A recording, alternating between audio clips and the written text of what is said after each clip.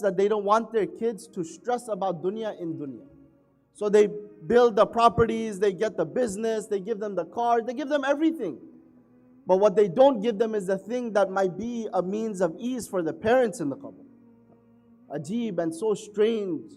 And what world we live in today.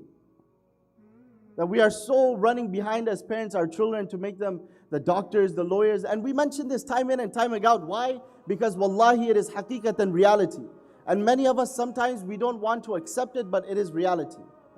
It is reality that all of us are going to face. That one day you're going to pass away, and if your child is not of righteousness and he is not making dua for you, then he will be of no benefit to you. And this is based on the ayah of the Quran that Allah subhanahu wa ta'ala says that don't let your children nor your wealth be a means of you to divert you from the remembrance of Allah subhanahu wa ta'ala. That Allah subhanahu wa ta'ala himself mentions it in the Quran.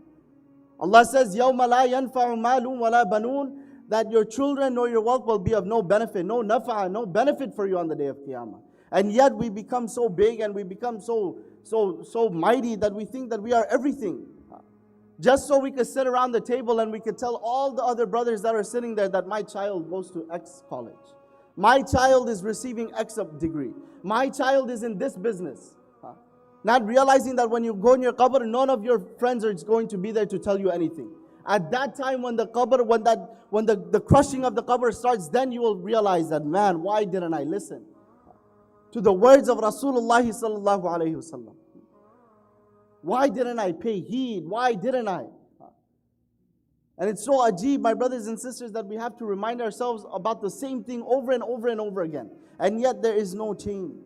And especially, wallahi, because of what's going on in the world, it should be such that we were eager to change. That Allah, you can take me at any time. You are taking everybody, Allah. When is my time? It can be tomorrow, it can be next week, it can be whenever.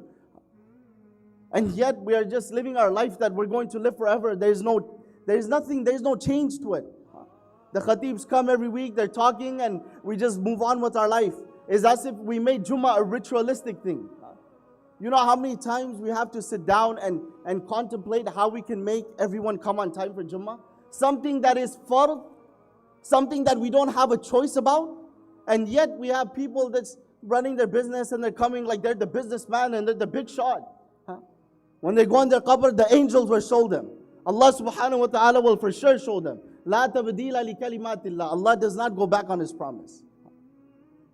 We come as if we're the big shot. We had some business to run, so we come when we want, we leave when we want. It's so ajib, it's so strange, my brothers and sisters. Wallahi, we need to wake up from this dream that we're in. We need to wake up and we need to, as we say, we need to smell the coffee. Our time is coming very soon. There is no guarantee when we're going to leave this dunya.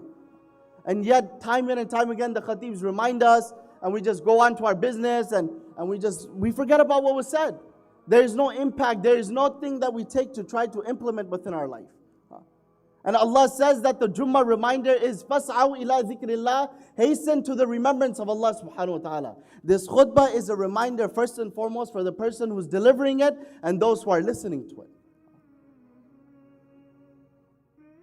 So ajib, and it gets hard sometimes. Like it's crazy that we have to sit and we have to talk and come up with ideas on how we can get everyone to come on time for Jummah. This is the halat and this is the condition that we are in as Muslims. And it's so sad. And we're talking about everyone else, about what's going on in the White House and what's going on here and what's going on there. And we can't even come on time for something that's fard. When you go in your qabr, Allah is not going to ask you, did you know what was going on in America? Did you know who was the president? Did you know what was going on? None of those questions will be asked to you on that, in your qabr. None of those questions. That we have to sit and we have to come up with ideas on how we could implement, or how we can make sure everyone comes on time, or how sometimes we have to delay the khutbah in order to make it easy for those people who are running late to come. So we could just accommodate them. So ajib, so strange times that we are living in. Wallahi. Such strange times that we are living in, my brothers and sisters. And on this point, to conclude inshallah, of this sadaqah jariyah, Do something, invest in something that will be of benefit and nafa to you in your akhirah. Don't just look at this dunya, because this dunya will diminish. This dunya for sure is going to go. Allah mentions it time in and time again in the Quran. That not only will we die, this dunya will be gone, it will be into dust. Allah will take everything away.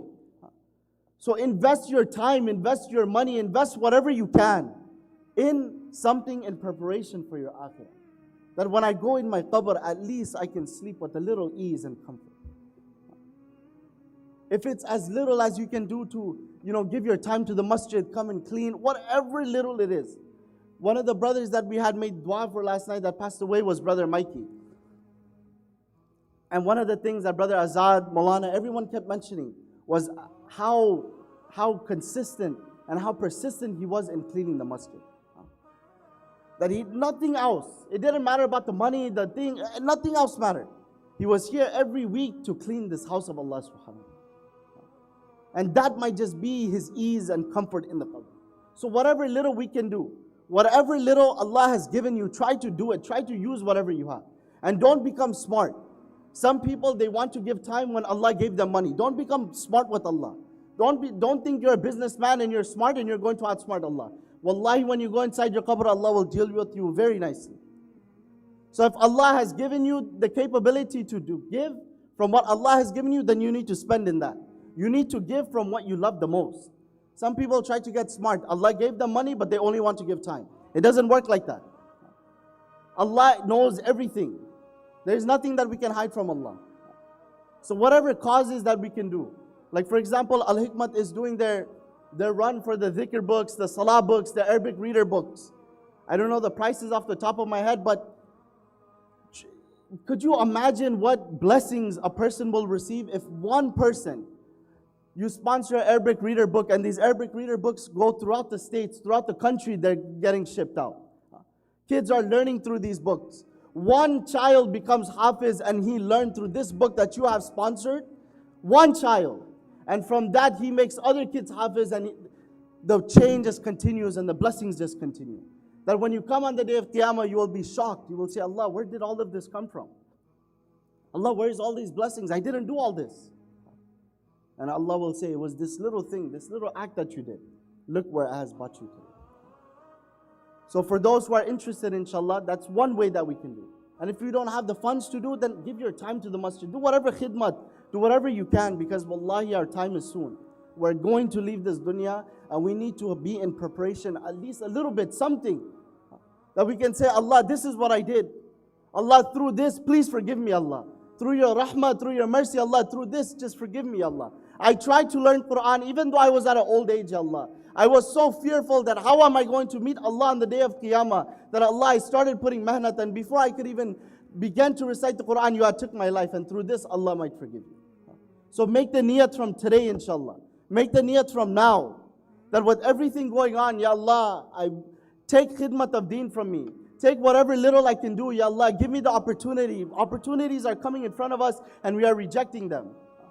And then when we go in our qabr, we're going to wonder why all this adhab is coming. Because we were so foolish that we didn't take advantage of the opportunities. Take advantage of the opportunities. Don't take them for granted. Don't take the opportunities for granted. Rather take advantage of the opportunities that are going to come in front of you, inshallah. So for